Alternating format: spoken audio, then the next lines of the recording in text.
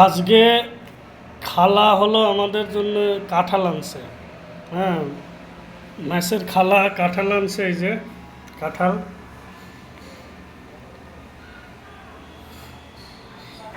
তো কাঁঠাল খুব একটা পছন্দের না আমার, তারপরেও একটু দেখি, খালা যেহেতু আনছে রিকোয়েস্ট করতেছে খাওয়ার জন্যে।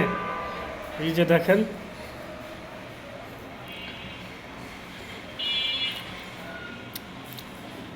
আলহামদুলিল্লাহ আলহামদুলিল্লাহ, অনেক মজা।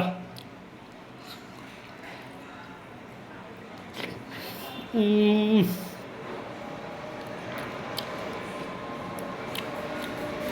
মিষ্টি জিনিস খুব একটা খাইতে পারি না, কিন্তু খালা আনছে, ভালোবেসে দিছে, তাই খাচ্ছি।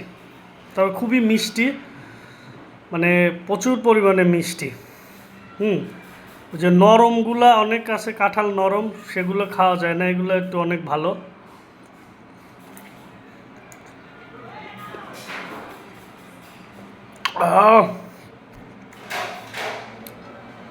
দেশি কাঁঠাল, একবারে স্বাদে, গন্ধে, রসে টলমল, খুবই ভালো। আমি জানি না কাঁঠালে ভিটামিন টিটামিন আছে কি না, মানুষ খায়।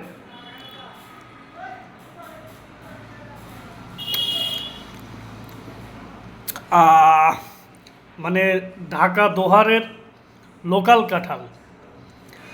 এদিকে ফিল্ডে যখন প্রকল্প পরিদর্শনে যাই বা ঋণ পরিদর্শনে যাই অফিস থেকে, দেখা যায় রাস্তার দুই ধার ধরে প্রচুর পরিমাণে কাঁঠালের গাছ। কাঁঠাল পেকে পেকে আছে, অনেকে খায়ও না। এদিকের মানুষজন বেশিরভাগ শহরে থাকে অথবা বিদেশে থাকে, যার কারণে মানে কি বলে, ওইভাবে কাঁঠাল খায় না। তবে কারোর কাছে শুনেছি কাঁঠাল খুবই উপকারী একটা ফল।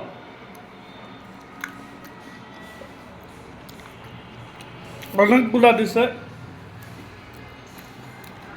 আমার পক্ষে আর খাওয়া সম্ভব না, 3টা খাইছি। কাঁঠাল খুবই উপকারী একটা ফল, এর কারণ কাঁঠালের কোনো অংশ ফেলে দেওয়া যায় না। চোকলা যেগুলো থাকে ওগুলো গরু ছাগলে খাওয়ানো যায়, কাঁঠাল ফল হিসেবে খাওয়া যায়, আবার এগুলো ভর্তা করে খাওয়া যায়, তরকারির সাথে খাওয়া যায়। তবে আমার সবচেয়ে বেশি প্রিয় হলো এগুলা, ওই যে কি বলে, আগুনে ভাইজা। হ্যাঁ, একটু বালুর মধ্যে আগুনে ভাইজা তারপরে খাওয়াটা আমার কাছে সবচেয়ে বেশি ভালো লাগে। আর একটা খাই, এই যে, তো যারা কাঁঠাল খেতে চান, প্রকৃত কাঁঠাল, দোহার আসেন, ফুলতলা বাজারে কম দামে অনেক কাঁঠাল পাওয়া যায়। বাপরে বাপ, আর সম্ভব না খাওয়া। প্রচুর মিষ্টি, প্রচুর মিষ্টি। দেখেন, মানে কি বলবো, স্বাদে গন্ধে অতুলনীয়। মাশাল্লাহ মাশাল্লাহ, আল্লাহ যে কত নিয়ামত আমাদের জন্য রাখছেন, তা এই খাবারের মধ্যেই বোঝা যায়।